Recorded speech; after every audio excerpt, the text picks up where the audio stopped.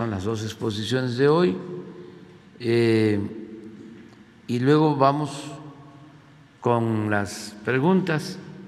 Quedó pendiente un compañero, José Alberto Hernández, de W Radio Oaxaca, y ya después abrimos.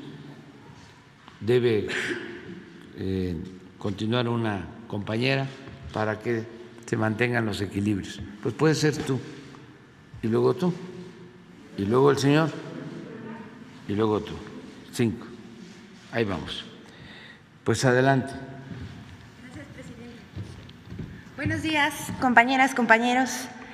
El cambio de mentalidad es uno de los cambios más importantes de nuestro tiempo. Y esto tiene que ver mucho con el ejercicio del derecho a la información, pero también con la capacidad de los ciudadanos para distinguir la realidad de la mentira. Saber qué es manipulación de un hecho y cuál una denuncia sincera y justa de la víctima. A ese esfuerzo quiere contribuir esta sección. Pero si mentir es decir o manifestar lo contrario de lo que se sabe, cree o piensa, según el diccionario de la lengua española, eso quiere decir que cuando los medios publican algo que no es verdad, muchas veces lo hacen con la intención de engañar. En cambio, aquel ciudadano que es engañado o confundido por esa información y la reproduce como verdadera, no está mintiendo. Simplemente transmite su propia equivocación, su creencia en la mentira.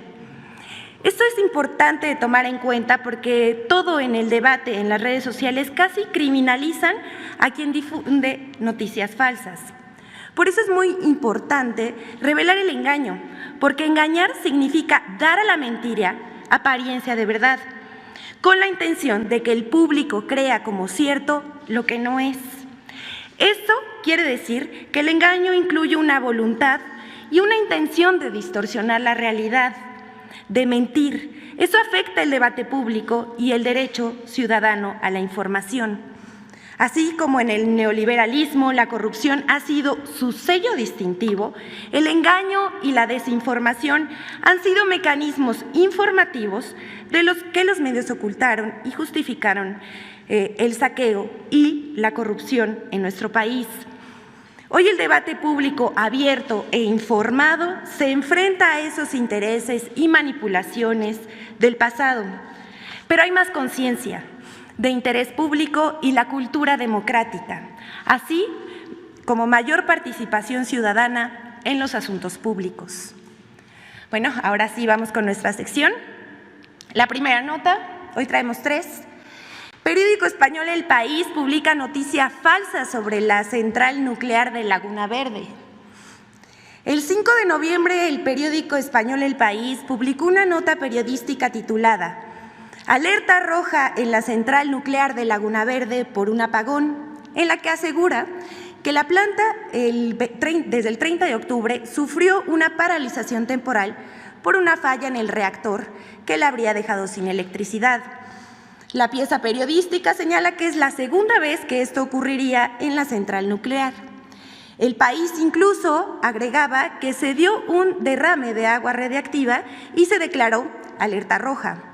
Toda esa información es falsa.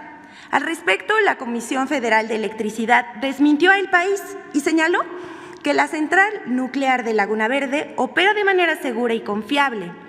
La CFE puntualizó que los documentos citados por el diario son de acceso abierto a todos los trabajadores y que no hay pruebas técnicas que avalen lo publicado. Con amarillismo se usaron registros internos de la central, pero distorsionaron para hacerlo alarmista. Todo ello, según la CFE, resulta hasta sospechoso, porque el diario español cita fuentes anónimas en una nota que puede provocar alarma entre la población. Con el mismo amarillismo, el 8 de noviembre, el periódico Excelsior volvió a abordar el tema. Pero, ¿cuáles son los hechos reales? Veamos. De acuerdo con el Centro Nacional de Control de Energía, el 22 de octubre pasado se realizó un paro programado de 10 días de la central nuclear para efectuar el mantenimiento preventivo de la unidad número 2. El 30 de octubre, estando parada, la unidad perdió la alimentación externa de electricidad, por lo que entraron en una operación de inmediato los generadores de emergencia, mismos que minutos después fueron puestos de nuevo en reserva porque se restableció la electricidad con normalidad. De manera independiente de ese asunto, hubo un derrame de agua, pero no fue líquido radioactivo, como afirmó el diario citando fuentes anónimas, y nunca hubo riesgo alguno ni para los trabajadores de la planta ni para la población. La unidad 2 entró en operación una vez que terminó el mantenimiento y hoy la central está operando al 100% de su capacidad, aportando el 2% de la electricidad en el país. La central nuclear de Laguna Verde sigue los más altos estándares de seguridad. En cambio, el diario El País no sigue ni siquiera su propio libro de estilo, que marca las pautas periodísticas del diario, incluida la ética. La siguiente, por favor. Reforma falsea información sobre la planta eléctrica de Petacalco, Guerrero, la más grande del país. El periódico Reforma publicó una nota en la que afirmó que la central carboeléctrica de Petacalco en Guerrero dejará de operar debido a supuestos daños de sus equipos por usar combustóleo y la presunta cancelación de contratos para la compra de carbón, que dice jugaron un papel importante para que dicha central quedara fuera de operación. Al respecto, el diputado Gabriel Cuadri, fiel a su estilo, aprovechó la nota para reclamar la supuesta ineptitud del Gobierno de México por medio de su cuenta de Twitter, asegurando que echan a perder la central termoeléctrica de Petacalco, la más grande de México, por quemar combustóleo en sus calderas. Todas esas informaciones son falsas. La Comisión Federal de Electricidad y su director general desmintieron esas publicaciones. Aseguraron que la central de Petacalco es dual, que funciona con diferentes combustibles y que está operando con normalidad. El SENACE informó que la planta cerró unos días para recibir mantenimiento y que no tiene ninguna falla. Es mentira también que no se esté suministrando suficiente combustible en la central, ya que se le ha suministrado por vía terrestre y marítima cuando las vías del tren no están disponibles.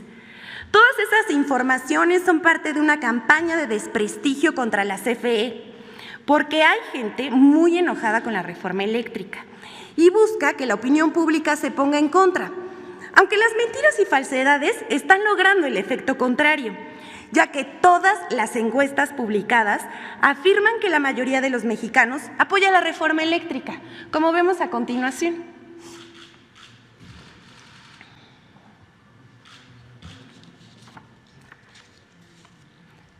El 63.8% de los mexicanos está a favor de la reforma eléctrica, apunta Sondeo. Esta es la encuesta del Gabinete de Comunicación Estratégica. En casi todos los medios de comunicación se ha publicado que la CFE apuesta por el carbón y el combustóleo para producir electricidad. Eso también es falso.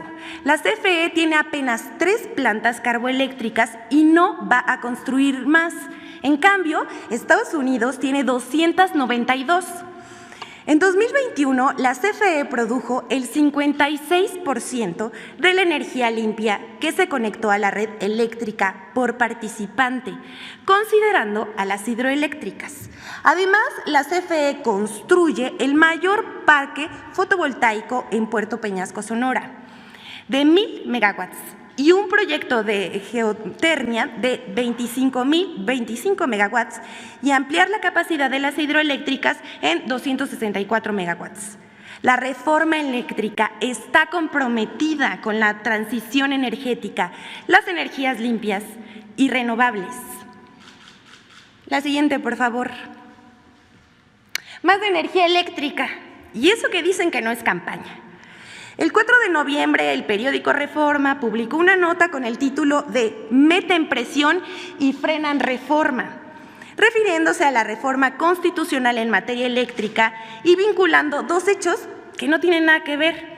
Primero, una carta del congresista de Estados Unidos al secretario de Estado, Anthony Blinken, y a otros funcionarios en la que expresa preocupación por la reforma eléctrica, además de las declaraciones de Ken Salazar sobre el mismo asunto. El diario publicó que debido a